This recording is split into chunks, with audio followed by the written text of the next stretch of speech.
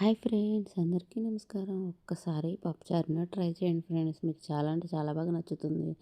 ముందుగా ఒక గ్లాసున్నర కందిపప్పు తీసుకొని కుక్కర్లో వేసి మంచిగా కడిగి, అదే కుక్కర్లో ఉప్పు, కారం, వెల్లుల్లి వేసి, టమాటా, పచ్చిమిర్చి ముక్కలు వేసి 3 విజిల్లు వచ్చే వరకు ఉడికించుకోవాలి. తర్వాత ఇది పప్పు గుత్తొని పక్కన పెట్టుకుని, పెద్ద నిమ్మకాయ సైజ్ అంత చింతపండు నానబెట్టి వాటర్లో చింతపండు రసం చేసుకుని ఈ మెదిపిన కందిపప్పులో పోసి మంచిగా స్టవ్ పై పెట్టి చారు బాగా కాంచుకుంటే దానిలో కొంచెం ధనియాల పొడి, బెల్లం ముక్క వేసి మరిగించుకుని పప్పుచారుని పోపు పెట్టుకుంటే సూపర్ అంటే సూపర్ టేస్ట్ ఉంటాయి ఫ్రెండ్స్ పప్పుచారు.